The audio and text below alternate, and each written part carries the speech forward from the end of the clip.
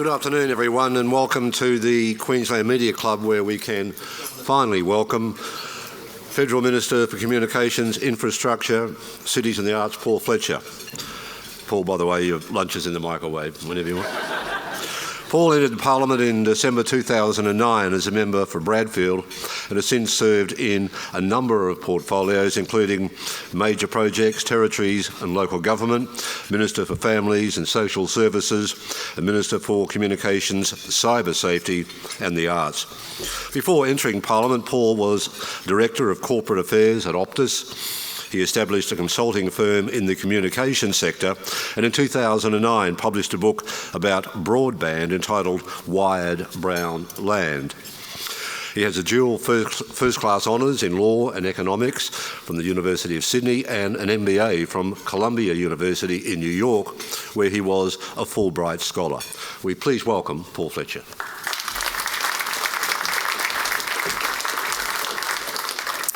Well, thank you very much, ladies and gentlemen. It's great to be here at the Queensland Media Club. Can I start by acknowledging the traditional owners of the land and pay my respects to elders past, present and emerging.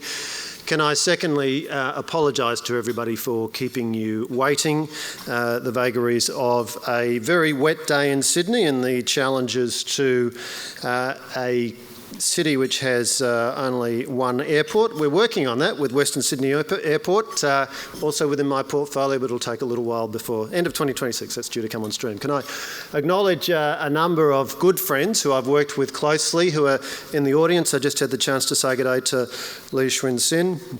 I always feel more comfortable when he's on stage and I'm watching him rather than vice versa, but nevertheless, also my good friend Lord Mayor Adrian Schrinner, who's doing such a fantastic job for this extraordinary city as we all build towards 2032. And so what I'd like to speak to you about today is some of the infrastructure issues that we're working on in the Morrison government, working closely with the Queensland State Government and with Brisbane City Council and other local government entities. South East Queensland, as I don't need to tell anybody here, is growing fast. More and more people want to live here, and it's not hard to see why. And of course, the 2032 Olympics is going to further stimulate that growth. So today, I want to speak about the Morrison government's commitment to the infrastructure South East Queensland needs to support this extraordinary growth. I want to start by reminding you of our track record since 2013. Next, I want to highlight some of the key themes in our infrastructure investment strategy. And lastly, I want to talk about some of the major commitments we've made when it comes to SEQ infrastructure in the 2022 budget and why we've made them. I hope you'll see that they'll link to some of the key themes I'll be talking about. So if I start with our track record since 2013, our Liberal National Government has committed $35.9 billion towards infrastructure projects in Queensland, including $3.9 billion committed to Queensland projects in the 2022-23 budget, brought down just last week. That investment is across 349 road and rail infrastructure projects, and of these, 155 have already been completed. A major priority in South East Queensland has been upgrades to the M1 Pacific motorway, and in fact we've committed over $2.1 billion to those projects since 2013. That's included the construction of additional lanes, lane widening, new managed motorway technology, upgrades to busways and active transport. The Gateway Motorway merge was completed in April 2020. Mudgery-Bar to Varsity Lakes completed in June 2020. The remaining M1 upgrade projects are expected to support over 2,700 jobs in the region. We're also supporting the Coomera Connector with $1.1 billion of Commonwealth funding to date. Stage 1 is a new 16-kilometre four-lane connection between Coomera and Nerang, including bridges over the Coomera and Nerang rivers. Construction is expected to start mid this year and be completed by mid-2026, and approximately 1,000 jobs expected to be supported during the construction of that project. As you know, it's designed to reduce pressure on the M1 by providing an alternate route for the growing communities and commercial hubs of Helensvale and Coomera. We've committed $491 million to Gold Coast Light Rail across stages 2 and 3, and we're funding Brisbane Metro with $300 million towards this $1.24 billion project led by Brisbane City Council, and I want to acknowledge the extraordinary work they've done on that very important project, which of course is a key pillar of Queensland's 2032 Olympics Transport Plan. Construction started in April 2020 and expected to be completed by mid-2024. So we've been doing a lot at the Commonwealth Government level to support the infrastructure needs of South East Queensland. And I want to argue to you next that our investments here in Queensland, as in other parts of the country, are reflecting some key themes. Some of those themes specific to South East Queensland, some of them national themes. First of all, our investment here in South East Queensland is designed to support a large and growing population. SEQ home to more than 3.8 million people, 1 in 7 Australians. And of course, SEQ, one of the fastest growing regions in the country. By 2041, anticipated to grow to 5.4 million residents, requiring 794,000 new homes, new houses, and 1 million new jobs. Secondly, our investments here in South East Queensland are being made with the 2032 Olympics as a key consideration. With just over a decade to go, it's critical that we're planning and investing in the required infrastructure now. That's true of the transport infrastructure, and it's also true of games venues. The Morrison government has committed to deliver 24 games venues in a 50-50 funding and governance partnership with Queensland. These venues will be spread across Brisbane, the Gold Coast and the Sunshine Coast, as well, of course, as Cairns, Townsville and Toowoomba for football preliminaries. The 2032 Brisbane Games expected to create around 120,000 new jobs, including 90,000 jobs for Queenslanders through the decade-long work to build the Games facilities. And I want to acknowledge the work of my friend and colleague Ted O'Brien, the Prime Minister's Special Envoy for the Olympics. Ted's been doing such fantastic work on this project. Our commitment to investing in critical games infrastructure will provide economic and social benefits in South East Queensland and across the nation for the 10 years leading up to the Games and beyond. Thirdly, we're investing consistent with the Morrison government's faster rail strategy.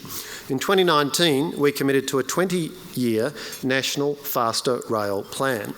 That's seen us do detailed work in partnership with state governments to investigate faster rail along corridors connecting major capital cities to key regional centres, with services able to reach speeds of up to 160 kilometres an hour. We've already announced significant investments in recent years, $2 billion for faster rail between Melbourne and Geelong, which was announced in the 2019 budget. And in the most recent budget, we've announced $1 billion for faster rail between Sydney and Newcastle, $1.1 billion for faster rail between Brisbane and the Gold Coast, and $1.6 billion for rail between Brisbane and the Sunshine Coast. And I'll come back to those two projects and speak about them in a bit more detail in a moment. I should highlight, though, that in arriving at those commitments, we've worked with the Queensland Government to develop business cases for Brisbane to the Sunshine Coast and Brisbane to the Gold Coast. And consistent with the second of those business cases in the 2021 budget, we committed $178 million to pre-construction of the Beenleigh to Kirriby upgrade on the Gold Coast line. Our faster rail approach is carefully developed and logical and credible. By contrast, we hear vague talk from Mr Albanese of high-speed rail along Australia's east coast. On any credible estimate, that would cost between $200 billion and $300 billion, and work would not even start for a decade. We're much more focused on a more practical and deliverable approach. Our investments in South East Queensland, fourthly, are also in line with our freight strategy, centred around inland rail. Inland rail will enhance our national freight and supply chain capabilities, supporting growth for Queensland and for the nation. Already in Queensland, it's stimulated private sector investments by players such as Interlink SQ, SCT Logistics in Brommelton, Toowoomba Wellcamp Airport and Cube Logistics. Inland Rail has the potential to save $113 million a year on transport costs for freight moving in Queensland, according to modelling by the CSIRO. As well as these powerful economic benefits, it will remove thousands of trucks from the road, increasing safety and reducing emissions. And of course, it's a $14.5 billion project, and it's very, very important to our national freight strategy. The fifth theme that I would highlight underpinning our investments in South East Queensland is that we're investing in line with our cities policy, with our key policy tool being City Deals. City Deals are a vehicle to make transformative investments in line with a vision agreed between the three levels of government, federal, state and local. We adopted this model from the British, but of course they have to struggle by with only two levels of government, whereas we are blessed with three. So we've innovated a bit in our approach, and it can take some time to land a city deal, as the people of South East Queensland would know.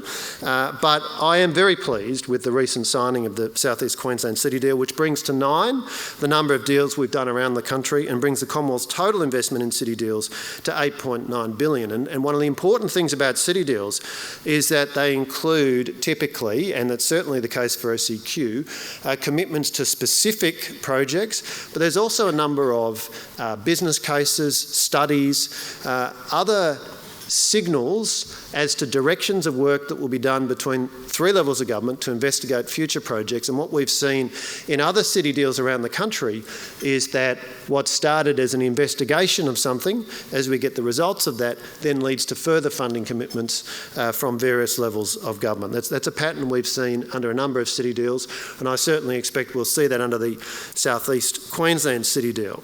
So let me turn then to the major elements of the most recent budget that I want to highlight to you, and I do want to start with the South East Queensland City Deal, of course, as I mentioned, signed just over 2 weeks ago by the Prime Minister, by Premier Palaszczuk and by Lord Mayor Schrinner. It has taken a lot of work to get here. It was March 2019 when the three levels of government signed a statement of intent for an SEQ City Deal. Since then, COVID has been quite a significant distraction for all three levels of government. But we got back to work in earnest about 12 months ago, I would say, possibly a little earlier than that. And the leadership group, the Lord Mayor, myself, and Deputy Premier Stephen Miles met on a number of occasions. Our officials from all three levels of government have put a lot of work into this, a lot of stakeholder engagement, and I know we've got some representatives from the Business Consultative Group who are here, and I'm really appreciative of the input from your group. And all of that has come together in the City Deal, which I think aims to articulate a shared vision for the future of South East Queensland, designed to stimulate the economy, create jobs, enhance connectivity and improve the livability of the region. In total, deal partners will invest some $1.8 billion in the South East Queensland region. That's across 31 initiatives, and the Australian government contribution valued at $667 million. The deal will provide better digital and transport connectivity to drive productivity and reduce congestion, greater investment in urban amenities and green and blue environmental assets, and support the livability of the South East Queensland region to help it respond sustainably to the expected rapid population growth. Let me touch on some of its key elements. There's $450 million for the Brisbane Metro Wollongaba station, a critical infrastructure node designed to enhance connectivity within Brisbane and between Brisbane Metro and the heavy rail network, particularly ahead of the 2032 Olympic and Paralympic Games, but that's going to have long-standing benefits, I think, for movement around Brisbane. There's $286 million for a livability fund. Here we've taken a model that's worked very successfully in the Western Sydney City Deal. So there's $100 million from the Commonwealth, $100 million from the state government, and then there's a defined contribution from each of the councils defined relative to their population size and scale.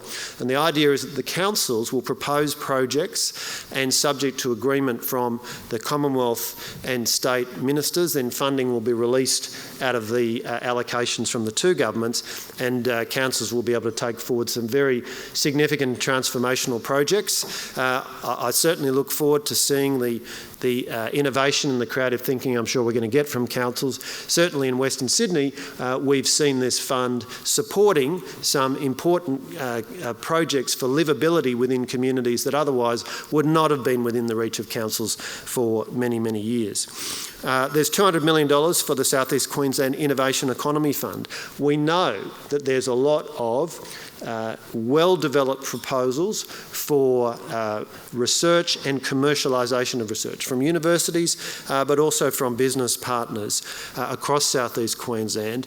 And so what we've built into the fund is that the Commonwealth Government is committing $50 million, the Queensland Government committing $50 million. We're expecting to receive an aggregate support level of across the relevant local councils, a similar amount of money, and then from the proponents of the individual projects a similar amount of money. And the idea again is that we'll ask the project proponents to come forward in a competitive process, and the state and Commonwealth governments will work together to determine which projects receive funding. I'm certainly very excited by the breadth and diversity of some of the innovation economy projects that I know are under contemplation. I look forward to those coming forward, and we'll have more to say as soon as is practical in terms of how we see that process working, what the criteria will be and so on. There's $105 million for what's called resource recovery infrastructure, so a region-wide approach to managing waste infrastructure. Our thinking here is that the councils in South East Queensland are the biggest in the country, and the opportunity for the councils of this region to provide national leadership on the whole question of recycling, the circular economy, is very significant. And so this funding is designed to support the construction of the latest generation recycling facilities. What we envisage is that councils will reach agreement as to where a particular facility will be located, which council areas it will serve, and we do envisage that this will lead the nation in terms of the approach. And I know there's a lot of excitement and enthusiasm and energy amongst councils. Part of the thinking with City Deals is there are areas of policy responsibility which each level of government has particular strengths in. And when it comes to household rubbish, the fact is, councils know more about that than other levels of government. And so we want to see that expertise deployed, and we want to take advantage of the scale and capability of councils in South East Queensland because we think this can really lead the way nationally, and it is a very close fit with the Commonwealth Government's priorities in relation to the circular economy.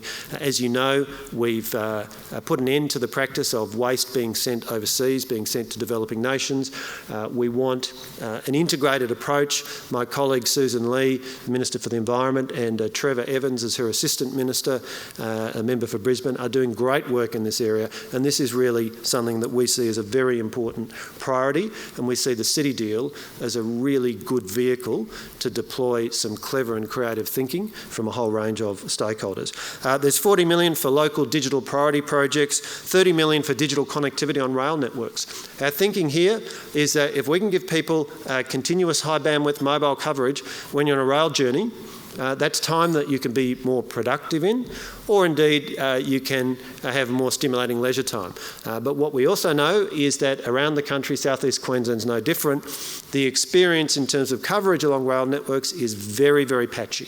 So our intention is to bring the stakeholders together, certainly Queensland Rail, certainly the telcos, so if we can arrive at an integrated approach, as I say, $30 million on the table there to stimulate that. There have been some reasonable examples of progress on this in other parts of the country. For example, we made a commitment to Hornsby to Wyong, just to the north of Sydney. That's taken quite a while, and there are some lessons to be learned from that, and we're keen to see if we can build on that and deliver some better outcomes here in South East Queensland. Let me turn then, in the remaining time, to speak about the commitment to 2 faster rail projects that we made in the budget. The $1.6 billion for Brisbane to the Sunshine Coast, that's Beerwah Maroochydore, and $1.21 billion for Brisbane to the Gold Coast, Kirribilli to Beenleigh. If I turn to the Gold Coast project first, the Commonwealth's funding on a 50-50 basis with Queensland will upgrade the 19-kilometre section of passenger rail between Kirribilli and Beenleigh. It will double capacity from 2 tracks to 4. It will realign tracks and straighten some difficult curves which today slow trains down. It will upgrade 7 stations and relocate 1. When I went on a site visit to Beenleigh earlier this year, Department of Transport and Main Roads officials explained to me that having a stretch of 4 tracks means you can run more express trains and more all-stops trains.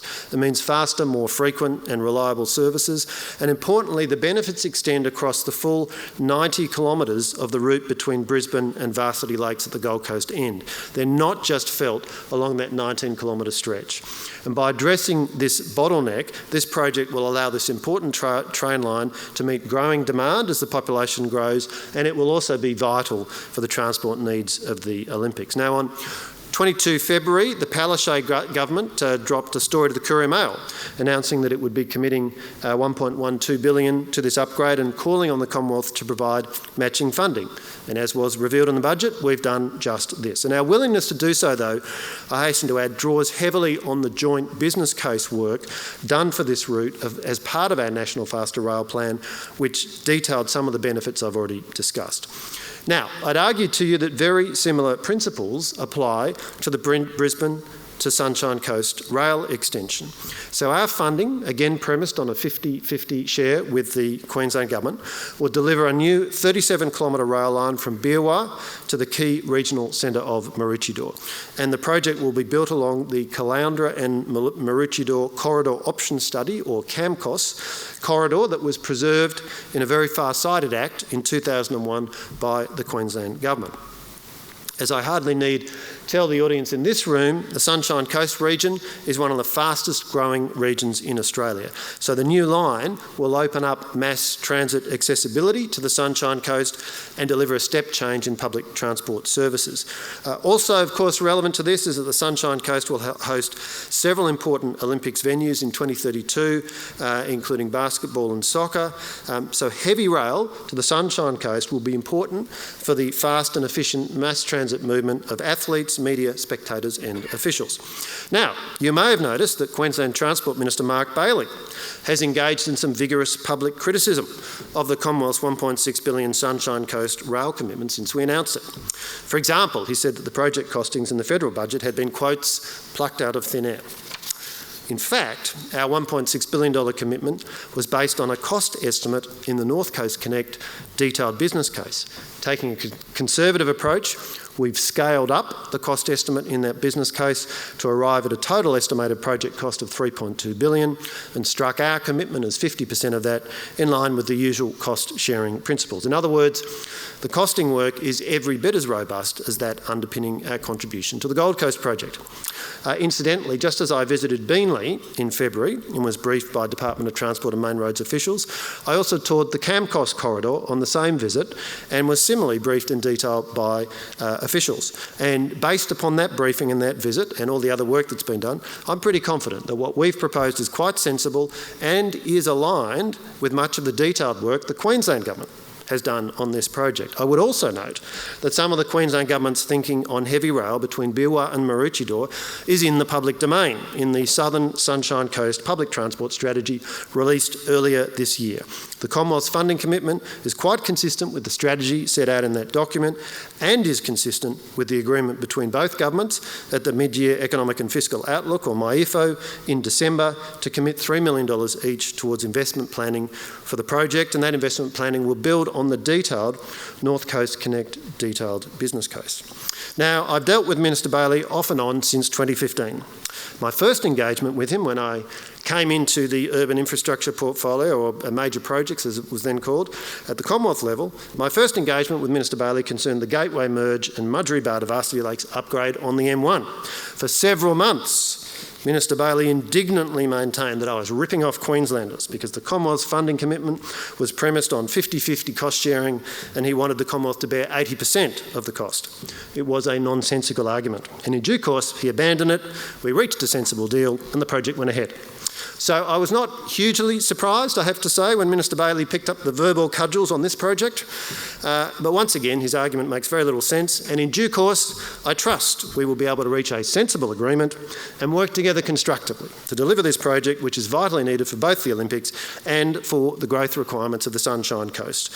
On the back of the 2 faster rail investments in Queensland and 1 in New South Wales, which I mentioned briefly earlier, today we're also releasing our national faster rail investment program, and I think we have some copies here that we will be sharing. I'm looking at my staff members who I think have now arrived. If not, it's certainly available online. This document outlines extensive work undertaken since the 2019 National Faster Rail Plan and describes in more detail our recently announced investment priorities. The last quick thing I'll mention is that we have also included in this budget $22.45 million for business case development across southeast Queensland for the Brisbane Olympics and Paralympic Games. That's going to address things like further planning for the M1 Pacific Motorway, Sunshine Coast road priorities, Sunshine Coast public transport, including the integration of heavy rail, and the Ipswich Motorway Oxley to Darra corridor. So, as well as the very significant funding commitments we've announced in this budget, we're also setting aside some money for more detailed planning work, because there will certainly be more needed to be done. You know, we've got 10 years and we've got to get our skates on so we can get those pieces of infrastructure in place. Well, look, let me conclude then by returning to my starting observation. The Morrison government's significant investment in southeast Queensland infrastructure is based on a clear strategy to support the growth and the livability of this dynamic region. I am pleased that we've reached agreement on the SEQ City Deal, and I endorse the words of Premier Palaszczuk when the deal was signed, quotes, "We work best when we work together." I'm also pleased with our faster rail initiatives. We're aligned between the 2 governments when it comes to the Gold Coast project. For the reasons I've given, I'm pretty confident that in due course we'll also reach agreement when it comes to the Sunshine Coast. Despite some of the verbal bomb throwing that occurs from time to time, the facts are that the Morrison government has worked very constructively with the Palaszczuk government to deliver outcomes for the people of Queensland when it comes to infrastructure. Collectively, we've got a pretty good track record, not perfect, but pretty good, and should the Morrison government be returned at this election, I am sure we will continue that approach of working constructively together. Thank you.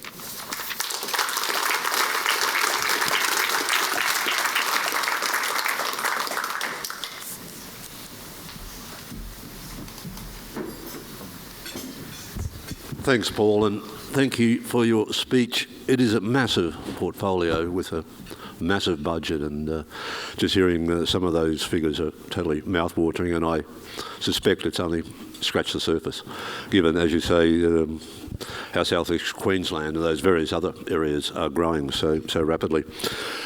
I know the media obsesses about when a Prime Minister is going to go to the Governor-General and call an election, so when's he going to do it? You're right, the media does obsess about it. It's a matter entirely for the Prime Minister, and I don't know. You don't know? I'm just getting on with doing my job, as all of my ministerial colleagues are. But of course, whenever it's called, we're ready, and we want to give the Australian people a very clear choice, explain to them our plan for a strong economy and a stronger future. We've got a lot to get on with. You say you're ready, but from here it all looks very messy even before it started. You had the Prime Minister yesterday picking a fight with Queensland, vice versa, over flood funding, which he probably didn't need to pick on the eve of an election. Within 24 hours, he's backed down. You had him being abused in a pub in Newcastle last night. He was also applauded, sure, slapped on the back. We only get to see the abuse. You've got the internal, I was going to say shit fight, but I better not, in the New South Wales division, which I understand is still before the courts. You've got derision, criticism from within his own party. What's gone wrong? Why is Scott Morrison so unpopular? He seems to be the subject of ridicule and mocking at every turn. Well, look, I think I wouldn't agree with your starting premise. Look, politics is always fast-moving. There's always a lot of things you've got to juggle. I have to say, you know, Scott is unbelievably hard-working. He's incredibly committed to the well-being of Australia.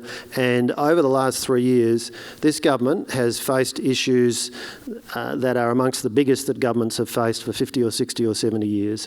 The COVID pandemic has challenged governments everywhere. everywhere. And the simple truth is that while every death is one death too many, the cumulative deaths per million from COVID in Australia are at around, I think, 240 or so per million.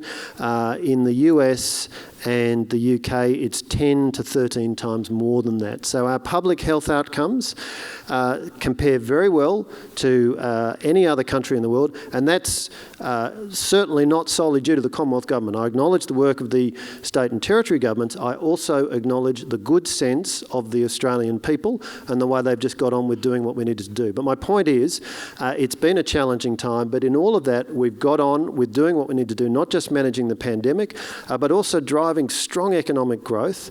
Unemployment now at 4%, headed towards 3.75%. Our economy now bigger than it was before COVID, but also dealing with very challenging international times, which is why we've made the AUKUS commitment, unprecedented agreement in terms of nuclear-powered submarines and the other elements, and the Defence Minister was announcing some of those yesterday.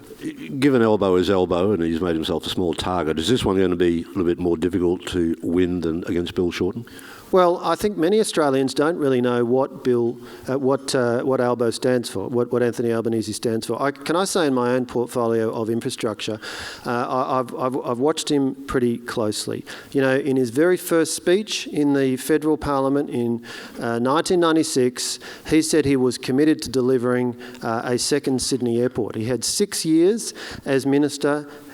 All he did was produce a series of studies. It took our government coming to power to actually make the commitment to get started on that airport. I touched in my speech on this question of faster rail. Our plan, Mr Albanese, in early January, most people in this room might not have noticed it, but he announced he went to Newcastle. He once again announced that they were going to set up some kind of bureaucratic entity to look at a high-speed rail. He set aside $500 million to purchase some land. That won't deliver tangible benefits for citizens anytime soon. It will cost $200 to $300 billion. So if he's serious about it, he's got to explain where the money's coming from. And I draw a sharp contrast between that and our practical, pragmatic plan. You know, some of these projects that we're funding will be able to get underway within a couple of years, and they'll be ready to go within a few short years after that. I've seen it in my own portfolio of infrastructure. It's not really. It's hard to work out what Mr Albanese stands for. He's often very inconsistent. Just this morning I was at a progress update on WestConnex, a major infrastructure project in Sydney. You know, when Mr Albanese was infrastructure minister, he committed funding for that from a Commonwealth level. In the 2016 election, under pressure from the Greens in his own electorate, his inner city electorate of Grayndler, he backflipped and said he wished he'd never supported WestConnex. So my point is, a lot of people don't know who Anthony Albanese is, and it's not really clear what he stands for. Our government is a known quantity. These are tough times. These are challenging times, but also times with great opportunity for Australia, great economic opportunity. This is not a good time to be changing horses and choosing somebody you just don't know. Thanks, Paul. I might throw it to the media table, and there will only be questions from the working journalists in the room. G'day, Charlie Peel from The Australian. I just wanted to ask, you talk about the struggles you have with Minister Mark Bailey over joint projects. Do you think taxpayers would be better served ahead of the Olympics by state and federal governments of the same stripes? So let me first of all be clear in what I'm saying about Mark Bailey. My basic proposition to you is over quite a few years when he's been State Transport Minister and I've been in the urban infrastructure portfolio of various variants of it, we've worked together pretty constructively and got a lot of outcomes for Queenslanders. There's been a bit of verbal bomb throwing along the way, so I was really just making the point that in terms of what we've seen from Minister Bailey over the last week, in terms of his particular comments about Sunshine Coast Rail, the point I'd make is, you know, we've seen this movie before, and in the case study I gave, we got through all that and got an outcome. In answer to your substantive point, the fact is our government works cooperatively with state and territory governments when it comes to urban infrastructure and many other things, regardless of their political stripes. And look, that is what our obligation is to citizens. People rightly expect that state and federal ministers will deal with each other constructively and seek to get outcomes for the citizens. We are both there to serve. And again, my substantive point in relation to Minister Bailey was, notwithstanding the bit of extravagant verbal bomb throwing over the Sunshine Coast Rail, the fact is, when you look at what we have worked together to deliver, we've got a lot delivered. I'm pleased that we're aligned on Gold Coast Rail, and I look forward to working towards alignment on the Sunshine Coast project. Next. Sorry, it's very hard to see down the dark end of the room. Joe Hinchliffe from The Guardian. You mentioned the 2019 promise of $2 billion for the Geelong Fast Rail project. What's happened since? So, as is typically the case with rail projects, carriage of that sits with the Victorian government. So there is, I've certainly had a number of briefings from them as to progress, as to the route, the kind of timing impacts that are expected. So there's design work underway. Construction hasn't commenced. We'd certainly like to see construction commencing as soon as possible. But that project will proceed, and it will deliver benefits for people commuting between Geelong and Melbourne. It's very similar to both Sunshine Coast and Gold Coast. Geelong is very fast growing, and while there's a lot of people who certainly work in Geelong, there's also a significant number of people commuting to Melbourne. It's also worth making the point there are some people commuting the other way, which is obviously also true of Gold Coast and to a lesser extent Sunshine Coast. Thanks for that. And just adding to that one, so you mentioned you were talking about Anthony Albanese and fast rail and sort of saying, well, that's 10 years down the track, and criticising him for that. Given that there hasn't been any real tangible progress on that fast rail from Melbourne to Geelong, do you think Queensland voters, given the timing of the announcement of this extension of the rail to Sunshine Coast, could be forgiven for being a little bit sceptical that it might be an election promise that doesn't actually have any prospect of tangible action in the short term or immediate term? On the contrary, I'd suggest to you that Queensland voters, like all Australians who want to see the 2032 Olympics be a great success for Queensland and for the nation. I mean, this will be another fantastic opportunity for Australia to be on the world stage and for Queensland to be on the world stage. And I think a lot of people around the world are going to have their eyes open to the fantastic lifestyle, the fantastic natural assets that Southeast Queensland has, and the capacity to deliver a really sophisticated world-class games. So included within that will be transport outcomes, and the central point I'm making is we've got a bit over 10 years. So when you look at the lead times of these big rail projects, there is typically several years of planning work. You need to get the planning right. There's the procurement process when you go out to market. So that there's a lead time. Our funding commitments and the phasing of when we've made those is designed based upon what we think is a realistic timetable to get the planning work and get the project done, working back from 2032. What I'd hope Queenslanders would take away from this is the Morrison government strongly backing Queensland. We want the Games to be a great success, but what we also want to see, and I know the Queensland government wants to see this, and I know South East Queensland Council of Mayors wants to see this, we want to see tangible long-term benefits in terms of major pieces of infrastructure that will serve the needs of South East Queensland for many decades to come, with the continuing growth that we all expect. Hi, Minister. So the Sunshine Coast rail extension will come down to the wire, as we know. Construction will, still likely be taking place in 2030, just prior to the Olympics.